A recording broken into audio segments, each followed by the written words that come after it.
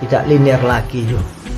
Kok di sini lama sekali gitu, perasaannya seolah-olah begitu ya. Kondisi seperti itu bisa saja waktu bisa terasa terlipat atau molor ya, karena dirinya itu berada pada kesadaran yang lebih tinggi, di mana batasan waktu sering tidak berlaku lagi ya. Saya contohkan saat seseorang yang senang berzikir atau senang membaca Al-Quran, ini karena rasa senang itu kan positif ya energinya. Ketika membacanya atau berzikirnya itu tidak terasa, rasanya kok cepat kok selesai waktunya, tiba-tiba selesai.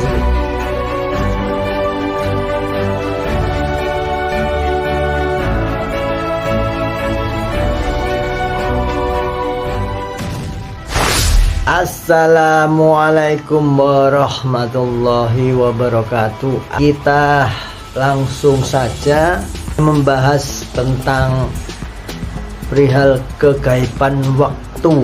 Ini dalil tentang waktu. Quran surat Al-Asr ayat 1-3. Demi masa, demi waktu, sesungguhnya manusia itu benar-benar berada dalam kerugian, kecuali orang-orang yang beriman dan mengerjakan amal saleh dan nasihat menasihati supaya mentaati kebenaran, dan nasihat menasihati supaya menetapi kesabaran. Nasihat ini dalam hal kebaikan dan kesabaran ya. Jadi ayat ini menegaskan bahwa pentingnya waktu yang tidak bisa diulang. Tadi pagi aja kita atau kemarin sore kita tidak bisa kembali, apalagi ke masa lampau ya. Dan kita bahas bagaimana versi secara ilmiah dan versi secara ruhaniah. Kemudian berikutnya ada ayat dari Quran surat Al-Kahfi ayat 45 yang artinya, dan adalah waktu yang berlalu itu tidak lain hanya kesenangan yang menipu.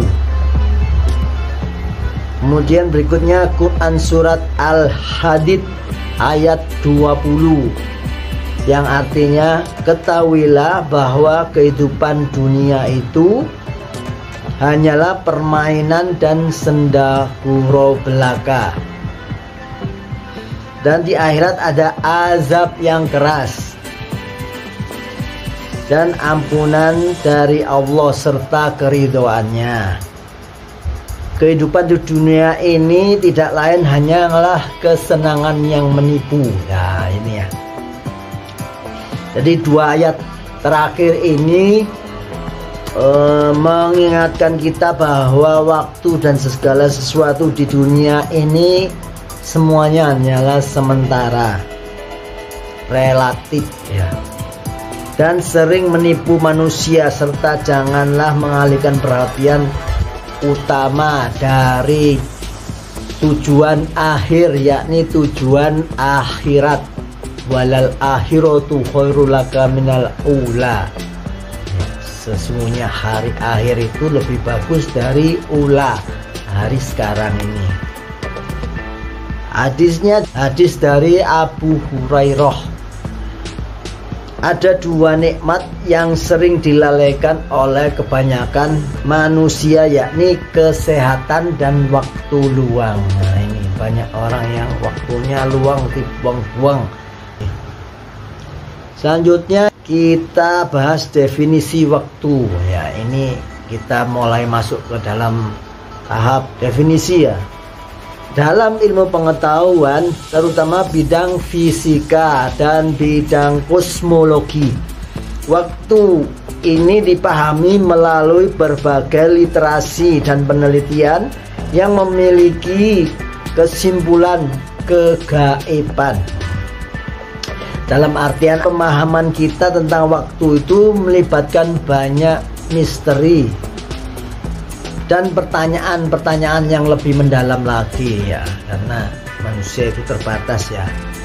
Nah, teori relativitas umum dari Albert Einstein, yaitu waktu itu tidak berdiri sendiri, tetapi merupakan bagian dari struktur 4 dimensi yang disebut ruang dan waktu. Nah, waktu ini gabungannya sama ruang ya. Jadi menurut hukum relativitas, waktu dan ruang itu saling terhubung dan dapat dipengaruhi oleh massa dan energi. Nah, massa dan energi yang mempengaruhi ya. Jadi makhluknya kecil, makhluknya besar berbeda waktunya, maksudnya gitu. Terus energinya juga menentukan negatif atau positif, berbeda maksudnya ini. Ini kalau pemahaman saya ya. Jadi gitu. Kalau di Einstein itu pemahamannya gaya gravitasi, energinya dari situ. Kalau kita kan energinya dari banyak, karena ruhani ya, itu energinya banyak. Semua benda itu ada energinya. Jadi konsep hukum Einstein ini berlawanan dengan pandangan ilmuwan zaman dulu, ilmuwan klasik itu, yang mengatakan bahwa waktu itu absolut dan tetap. Ya, acuannya waktu yang kayak jam dinding itu, waktu nggak akan berubah, tetap ya segitu terus 24 jam. Namun dalam fisika modern saat ini, waktu itu dipandang sebagai dimensi keempat dari 3 dimensi ruang. Jadi ada 3 dimensi ruang, yakni apa? Panjang kali lebar kali tinggi, itu disebut ruang. Terus tambah lagi dimensi yang keempat itu waktu. Jadi kalau kita tahu masanya itu, kalau ada kita panjang kali lebarnya berapa, tingginya berapa, terus tambah waktunya itu berapa lama dia itu, karena ada konstan, ada konsep entropi. Nah, sehingga namanya dimensi ruang dan waktu ya. Semoga paham. Kalau kita bahas nanti lama-lama kita akan paham. Kalau nggak pernah kita bahas ya akhirnya nggak tahu sama sekali. Cara ilmuwan menjelaskan arah waktu itu melalui konsep entropi dan hukum termodinamika. Apa itu? Entropi itu adalah ukuran ketidakteraturan suatu sistem. Di sistem itu ada ketidakteraturannya gitu maksudnya ya. Terus hukum termodinamika ini menyatakan bahwa dalam entropi, suatu sistem yang terisolasi ya, yang tidak ada interaksi dari luar, itu akan cenderung terus meningkat seiring waktu. Itu disebut arah waktu ya. Maka entropi ini menyebutkan arah alamiah, arah waktu. Makanya waktu itu bergerak maju, gak ada mundur. Kalau versi ilmiah ya. Kalau versi ruannya beda lagi. Jadi waktu itu bisa maju, bisa mundur. Menarik bukannya? Mari kita bahas terus supaya kita lebih paham. Meskipun para ilmuwan itu fokus pada aspek fisik dan matematis waktu, perhitungan-perhitungan itu maksudnya ya, mereka juga sepakat dengan pandangan para sufi, maksudnya bahwa pengalaman manusia tentang waktu itu subjektif. Subjektif itu maksudnya tergantung masing-masing, relativitasnya gitu loh ya. Apa itu? Perasaan tentang waktu itu bisa berubah tergantung kondisi fisik dan psikologis seseorang ya. Makanya kalau maaf ya, orang gila itu ditanya waktu itu gak paham ya, karena psikisnya tidak memungkinkan kesadaran untuk mengetahui waktu gitu maksudnya ya. Makanya kalau dari segi sisi ruhania itu ada namanya to'yul wakti atau melipat waktu. Nah, ini menarik ya, ada apa itu namanya melipat waktu. Ini adalah merupakan efek samping dari suatu kesinambungan kalau versi saya ya, atau suatu kontinuitas atau bahasa sufinya istiqomah. Makanya istiqomah itu ada buahnya, salah satunya membuat rasa energi positifnya keluar pada amalan yang sama setelah berkali-kali. Namanya istiqomah itu minimal 41 kali ya. Jadi kalau masih 1 kali, 7 kali, 11 kali belum istiqomah, masih ada gesekan-gesekan atau hambatan-hambatan yang muncul ya. Namanya kita tidak sendiri, mesti ada pasukan penggoda itu yang selalu masuk, menyertai dan menggoda, memelencengkan semua aktivitas manusia, terutama yang berada di jalan lurus. Kalau sudah melenceng biasanya nggak digoda atau males karena hadiahnya sedikit. Kalau yang lurus itu hadiahnya banyak. Ini versi-versi dari pemahaman ketika interogasi makhluk-makhluk yang ketangkep. Pengalaman ruhani para sufi yang sudah mendalam itu bahkan bisa melampaui batasan waktu karena adanya energi positif dari rasa cinta, rasa senang, rasa ridho. Itu juga keluarkan energi positif, jadi itu mempengaruhi juga ya. Dalam keadaan mistis saat memasuki alam-alam ruhaniyah, itu seorang sufi mungkin bisa saja merasakan bahwa waktu itu tidak lagi linear atau tidak lagi terikat kejadian normal sehari-hari. Tidak seperti biasanya pada umumnya gitu. Kok di sini lama sekali gitu, perasaannya seolah-olah begitu ya. Nah, dalam kondisi seperti itu bisa saja waktu bisa terasa terlipat atau molor ya, karena dirinya itu berada pada kesadaran yang lebih tinggi di mana batasan waktu sering tidak berlaku lagi ya.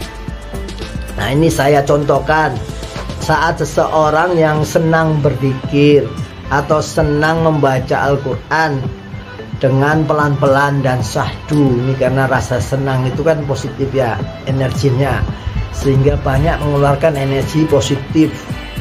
Maka itu ketika membacanya atau berzikirnya itu tidak terasa, rasanya cepat kok selesai waktunya, tiba-tiba selesai. Karena senangnya itu membuat waktunya menjadi serasa cepat ya. Jadi seperti itu.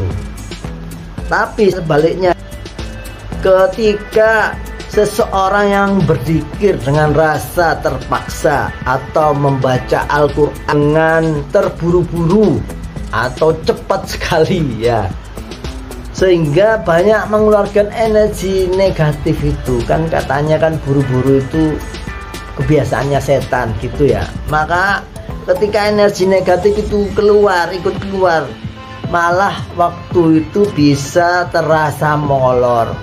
Kok gak selesai-selesai ya, bacain ya zikir gak selesai-selesai, rasanya berat gitu karena energinya dikuasai energi yang negatif. Jadi karena kesadaran energinya lebih rendah, timbul rasa benci pada aktivitas itu, terus rasa kesal pada aktivitas itu karena terpaksa, timbul rasa kecewa, pokoknya itu energi negatif semua, akhirnya jadi tambah lama rasanya. Contoh lain, jadi molor waktu itu ketika menunggu antrean periksa ke dokter. Orang yang lagi sakit kan rasanya itu kalau dia itu tersiksa itu jadinya lama sekali ya. Dokternya antrinya bisa terasa lebih lama padahal sama saja. Contoh yang baik lagi ya, ketika menunggu pacaran itu kan senang, itu rasanya kok cepet ya, kok selesainya cepet. Nonton filmnya 1 jam rasa kok cepet gitu ya, karena senang. Nah itu bedanya. Semoga 1-2 kata tadi dari saya bisa memberi manfaat bagi teman-temanku semua, dulur-dulurku semua. Dan jangan lupa selalu bahagia apapun kondisinya, dan terus puter tasbihnya. Wabillahi taufik wal hidayah. Wassalamualaikum warahmatullahi wabarakatuh.